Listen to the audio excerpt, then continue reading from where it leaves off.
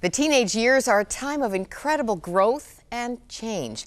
My guest says it's also an incredible opportunity to shape and develop our son's character. Rick Johnson is a husband and father of a son and daughter who are now young adults. The best-selling author of That's My Son has a new book, That's My Teenage Son, How Mums Can Influence Their Boys to Become Good Men. Rick, it's great to have you back from Portland, Oregon. I'm pleased to be here. Oh, you just keep providing help. Founder and president of Better Dads. You're concerned about helping the moms too, and that's great. Absolutely. Now, you know, I love it when we qualify. You know, like in AA, you have to say why you belong there. I want to just read a quote from page 17 of your book. You point out that you have a son and daughter who are born 20 months apart. That means we had teenagers and other creatures going through some form of adolescence, roaming around our home for close to a decade, although it seemed longer. I remember it as a time of great pandemonium, interspersed with brief periods of sanity and calm introspection, the most challenging and enjoyable period of raising our children. Well, for me, it was a very interesting time because it was a time when I felt like I could finally start communicating effectively with these little creatures that were roaming around our house. When they were younger, you know, especially as a father, as a man, I didn't have some of the communication skills probably that my wife did. And so even though this was a challenging time, it was exciting for me because it's a time that we were helping to develop their character, some of the life skills that they were going to need to be able to succeed in the world out there. Now, did you find that they wanted to talk to you in the teen years? No, probably not. Neither son or daughter, you know, a lot of the one-word answers, but I think there's strategies with both adolescent males and females that you can use that will kind of prompt some of that communication. Maybe we can get some of those pointers. I wanted to point out that this is the same page. I call it the car page because right after saying this was the most enjoyable chapter of parenting, you go on to describe a car theft, a car accident. I think there's a third car crisis. By our kids, right. By your children. Right. And it kind of makes me wonder, well, you know, who's this guy to be writing a book on parenting kids? But, you know, I think all in all, my wife and I were pretty good parents. This is just some of the kind of things that I think you have to expect when you're raising adolescent young people. Now let's come back to the communication because I have a co-host who was surprised. He was in shock and disbelief at my suggestion that you shouldn't attempt eye contact with teenage sons. You have to talk sideways to them. Am I nuts or am I right? No, you're absolutely right, and here's why. There's good reason for it. It can be very intimidating sitting across from someone eye to eye who's so much more adept at something than you are, and females are much more verbally adept than males are. Use 3 times as many words a day, you have twice the vocabulary. So again, it can be pretty intimidating. And you know, the 4 words that strike fear in the heart of all males: we need to talk, right?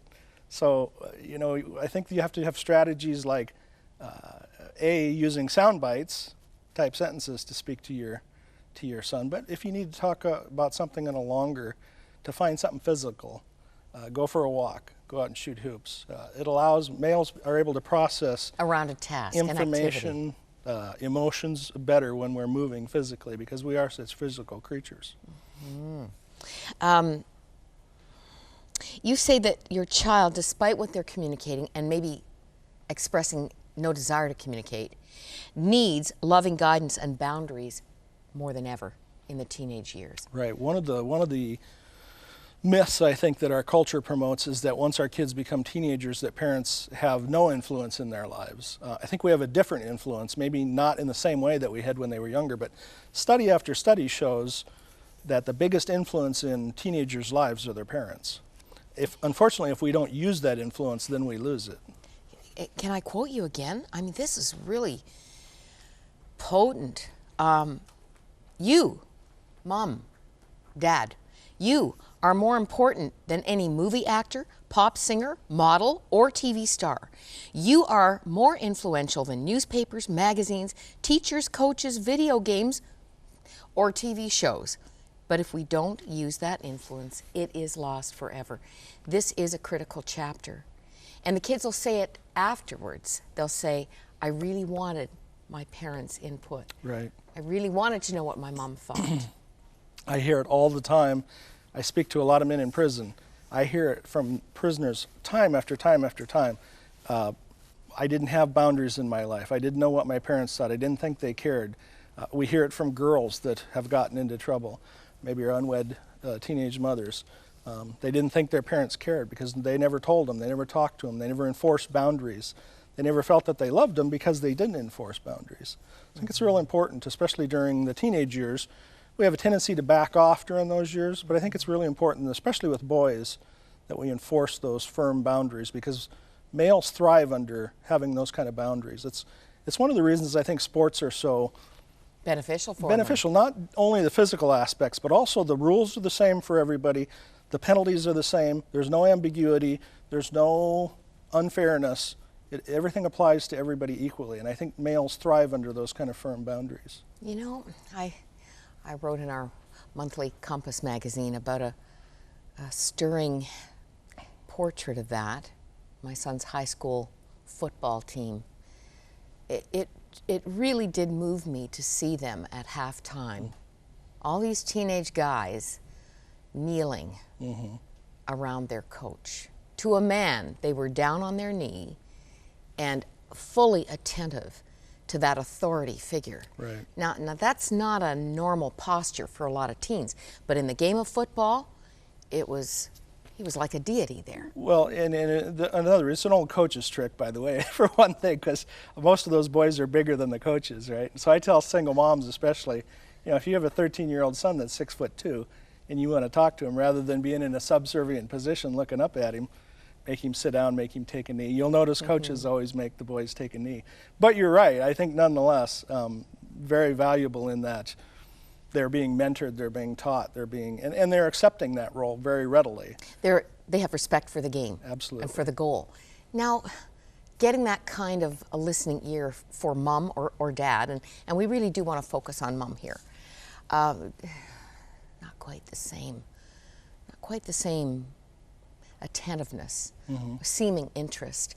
I think of single moms who don't have that male role model, who are so often maxed out and feeling helpless. I mean, the teen years are scary enough, but when you're in it on your own, how do you encourage them?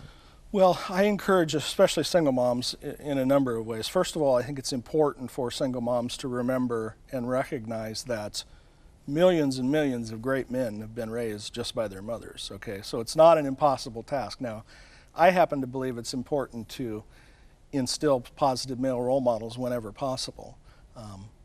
But especially with moms, you know, to get boys' attention, I think one of the problems that I hear from moms a lot, single or otherwise, is that when they want to impart information to their son, they tend to come at it from a lot of different angles because they want to make sure that he understands it.